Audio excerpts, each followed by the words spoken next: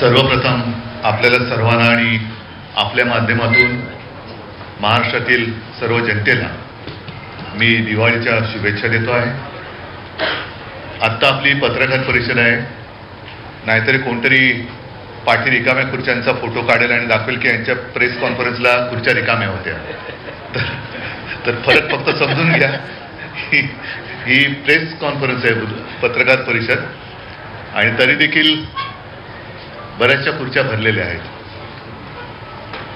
आपण सर्वजण साक्ष आहात. आता संजय राऊत म्हणाले त्याप्रमाणे मी तुम्हाला सर्वांना धन्यवाद देतो.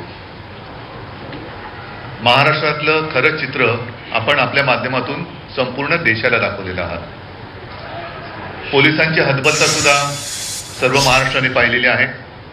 यात मी पोलिसांना दोष देत नाही, पण सरकार म्हणून जो काही कारभार सुरू आहे, या सरकारने याच पोलिसांना वारकऱ्यांवरती लाठीमार करायला लावला होता.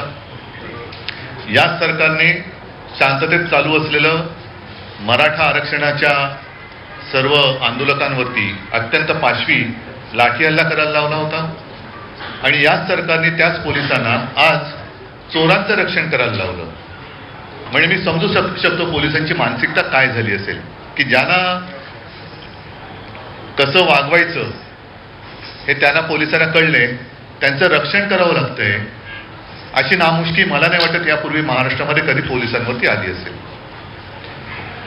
आज मी स्वतः आलो होतो, हे एवढ्यासाठी आलो होतो कारण सत्तेचा माज या गद्दारांना आलेला आहे. यांच्याकडे हे नेभळट आहेत. अगदी मी उघडपणाने सांगतोय, नेभळट आहेत. गद्दार तर आहेतच, चोर तर आहेतच, पण नामर्द पण आहेत. कारण यांना सत्तेचा आधार घेऊन हे अत्याचार करतायत. जिथे वर्षांपासून, काही म्हणजे 20-25 वर्षापासून शिवसेनेची शाखा होती नव्हे ती आहेच, ती यांनी बुलडोजर लावून पाडली. आणि खोके सरकार म्हटल्यानंतर स्वतःचा एक खोका, एक डबडं तिकडे आणून ठेवलेलं आहे. पण हे डबडं आम्ही जागेवर ठेवू देणार नाही. आम्ही प्रशासनाला सुद्धा ताकीद देतो आहोत, कारण आमच्याकडे सगळी कागदपत्र आहेत. आणि असं दिवसा ठेवल्या जर का हे घुसखोरी करायला लागलं, खरं घुसखोरीची केस त्यांच्यावरती व्हायला पाहिजे. हे कार्यालय महापालिकेने पाडले का, प्रशासनाने पाडले का? आणि जरी पाडलं असेल तरी नोटीस शिवाय ते पाडू शकत नाही. आणि मुळामध्ये ते जर का अनधिकृत असेल 25 वर्षापासूनचं, आमच्याकडे सगळे टॅक्स वगैरे भरल्याचे कागदपत्र आहेत, तर आत्ता जे काही डबडं तिकडे ठेवलेले ते अधिकृत आहे का? तर उद्यापासून शिवसेनेची शाखाही तिकडेच होईल. उद्यापासून म्हणजे आता उद्या दिवाळी आहे, एक 2-3 दिवस दिवाळीचे होऊ द्या, पण तिकडेच शिवसेनेची शाखा आमच्या, कारण शिवसेना ही एकच आहे. मी मध्यंतरी म्हटलं होतं की इलेक्शन निवडणूक आयोगाला चिन्ह कोणाला द्यायचं न देण्याचा अधिकार जरूर असेल, पण कोणाचंही नाव दुसऱ्याला देण्याचा अधिकार निवडणूक आयोगाला, निवडणूक आयुक्तांना नाही. त्याच्यामुळे शिवसेना ही एकच आहे आणि ती आमची आहे. त्याच्यामुळे शिवसेनेची शाखा जिथे होती तिकडेच राहील. आणि पोलीस आहेत, महापालिका प्रशासन आहे, यांना सुद्धा मी नम्रपणाने सांगू इच्छितो की हा जो काही एक जुलूम जबरदस्तीचा प्रकार चाललेला आहे, एक तर तुम्ही बाजूला व्हा, आम्ही बघून घेतो यांना काय करायचं ते आम्ही बघतो. पण पोलिसांकडनं त्यांचं रक्षण होणार आणि आमच्यावरती जर का दंडुके चालणार असतील तर एक ह्या गद्दारांना कळलं पाहिजे की त्यांचं राजकीय आयुष्य आता अल्प राहिलेलं आहे. एक थोड्या काळापुरते सोबती आहेत राजकारणामध्ये, त्याच्यानंतर त्यांचं काय होईल? गद्दारीचा शिक्का तर आहेच, पण त्याचबरोबराने चोर म्हणून जो काही शिक्का त्यांच्यावरती लागणार आहे, लागलेला आहे, तो त्यांना पुसता येणार नाही. आज आम्ही एक संयम दाखवला, कारण बॅरिकेड्स तोडून आम्ही जाऊ शकलो असतो. ऐन दिवाळीमध्ये कुठेही गुंडागर्दी नको म्हणून एक संयम मी स्वतः बाळगला.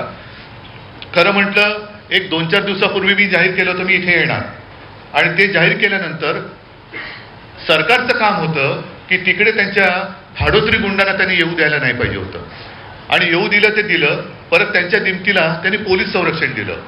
हे अत्यंत नामुष्की आणणारं हे सगळं चित्र आहे. आणि एकूणच ज्यांचं आकलेचं दिवाळं निघालेलं आहे त्यांच्यामुळे महाराष्ट्राची दिवाळी वाईट होऊ नये म्हणून आज आम्ही संयम बाळगलेला आहे. पण याचा अर्थ असा नाही की दरवेळेला आमच्याकडनं संयम आणि तुमच्याकडनं यम असं काही होणार नाही. तुम्ही जर तसे वागणार असाल तर आमच्या सुद्धा संयमातला जो स आहे तो गेल्याशिवाय राहणार नाही. आणि मग परत एकदा सांगतो, पोलिसांना बाजूला ठेवा, जे काय व्हायचं ते होऊ द्या. ठीक आहे, या निमित्ताने मी तुम्हाला सगळ्यांना धन्यवाद देतो आणि सर्व गर्दीमध्ये जर आपली कुठे काही गैरसोय झाली असेल तर दिलगिरी व्यक्त करतो, पण धन्यवाद एवढ्यासाठी की जे काय राज्यात चाललेलं आहे ते चित्र तुम्ही संपूर्ण देशाला दाखवलं, त्याबद्दल धन्यवाद.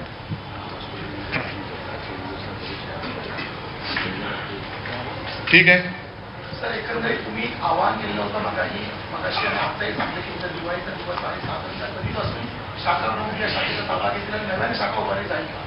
नक्कीच राहील. आणि मी म्हटलं ना की खरं आता ते डबडे जे काय त्याने ठेवलेले आहे ते डबडे त्याने उचललं पाहिजे. प्रशासनाने त्याला परवानगी दिली का? आणि आम्ही कोर्टात पण गेलेलो आहोत, तर त्याच्यामुळे ते जो काही कंटेनर आहे हे कंटेनरवालेच आहेत, खोके सरकार. त्याच्यामुळे त्यांचा कंटेनर कदाचित रिकामा झाला म्हणून त्याने एकीकडे आणून ठेवला असेल, तर तो भरून जर पाठवायचं असेल ते पुढे त्यांच्या बापदाद्यांकडे मालकाकडे तर पाठवावं.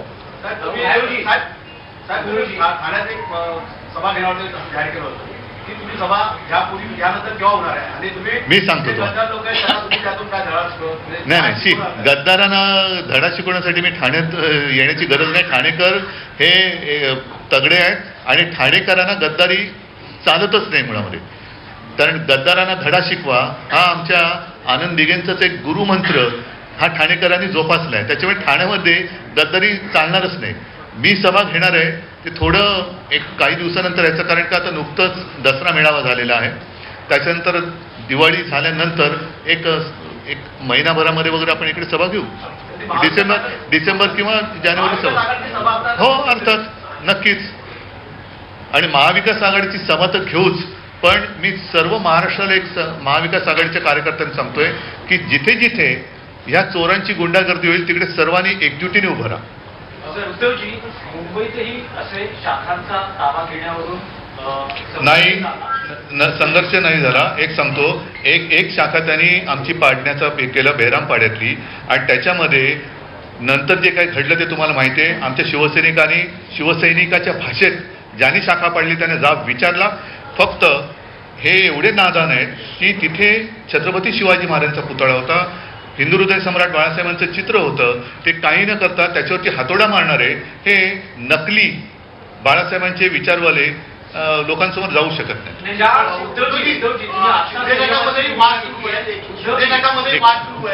रामदास कदम आणि गजानन कीर्तीकरांमध्ये मोठे वाद झाले. रामदास कदमांनी अशी स्टेटमेंट केली आहे की गजानन कीर्तीकर वेळेवर शिंदेच्या पाठीत खंजीर खूप असतील आणि तुम्ही स्वतःची गद्दारांच्या वाटा गद्दारांना माहिती, मी काय बोलणार. ज्या शिवसेनेच्या शाखा पाडल्या त्यांच्यासोबत उद्धव ठाकरे झाले असं हरेश मस्के म्हणतात. ज्या आव्हाडांनी शिवसेनेच्या शाखा पाडल्या, कुठली शाखा कोण मस्के कोण त्या कोणाची कोणी प्रश्न विचारते आणि कोणाला उत्तर द्यायचं. त्या नासक्या जरा एक मिनिट, त्या नासक्याला सांगा एक उदाहरण दे, एक उदाहरण दे. जाऊ दे ना, त्याला केवढे उत्तर द्यायचं. होय तुम्हाला पोलीस काय म्हणते? कारण सगळे नेते खरं तर पुढे जाण्याचा प्रयत्न करते. नाही मी खरं प्रामाणिकपणे सांगतो, मी कुठेही पोलिसांचा अनादर व्हावा असं मी वागलेलं नाही आणि वागणार नाही. कारण शेवटी पोलीस हे आपले रक्षक असतात. आणि मी जे म्हटलं ना की ह्याच पोलिसांना त्याने वारकऱ्यांवरती लाठ्या चालवायला लावल्या. याच पोलिसांना जिकडे जरांगे पाटील बसले होते, शांततेत बसले होते, तिथल्या माता भगिनी आणि वृद्धांवरती, लहान मुलांवरती सुद्धा 5वी लाठी हल्ला त्यांनी करवला. याच्यामध्ये जे चोर किंवा गद्दार बसलेले आहेत हा त्यांचा गुन्हा आहे, पोलिसांचा नाही आहे. आणि पोलिसांना तुम्ही पाहिलं असेल, माझे कदाचित कॅमेरे तुमचे ऑन असतील तर मी त्यांना तेच सांगत होतो की ही हतबलता आहे, पोलीस हतबल आहेत. आणि ही हतबलता महाराष्ट्र बघतोय, देश बघतोय, आणि ही हतबलता महाराष्ट्राला परवडणार नाही.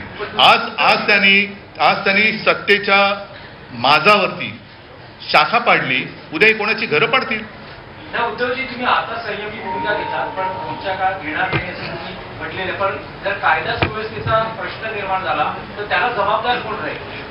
मला असं वाटतं, सदरक्षणाय खलनिग्रहणाय हे पोलिसांचं ब्रीदवाक्य आहे. पोलिसांनी त्याला जागावं. उद्धवजी, एक राजकीय प्रश्न आहे. अजित पवार यांचं आजारपण हे राजकीय आहे असं वाटतं का? कारण काल ते कौटुंबिक कार्यक्रमात होते आणि त्यानंतर त्यांनी दिल्लीत जाऊन अमित शहा. माझा आता अजितदारांशी काही संपर्क नाहीये, त्याच्यामुळे त्यांना कसला नेमका ताप आहे, सहकाऱ्यांचा ताप, मनस्ताप, म्हणजे ताप आहे की मनस्ताप आहे हे त्यांना माहिती, मला नाही. ठीक आहे.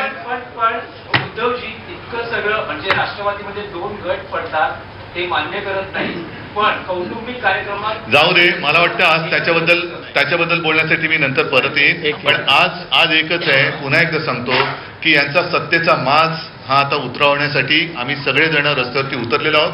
महाराष्ट्रातील जनतेला एकच सांगतोय की तुम्ही काळजी करू नका, आम्ही मजबूतीने तुमच्या सोबत आहोत.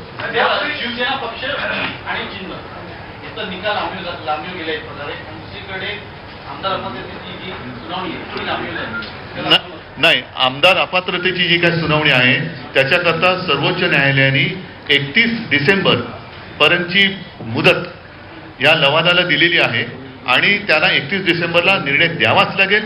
तो काही दिला तरी देखील किंवा नाही दिला तरी देखील जानेवारीच्या पहिल्या आठवड्यात माझ्या अपेक्षेप्रमाणे सर्वोच्च न्यायालय ह्याच्यावरती निकाल देईल आणि तो न्याय देईल अशी मला खात्री आहे. जाऊ दे, नितीश कुमार उमरत आलेले नाहीत, त्याच्यामुळे मी त्याच्यात बोलतो. चला, धन्यवाद. जय हिंद, जय महाराष्ट्र.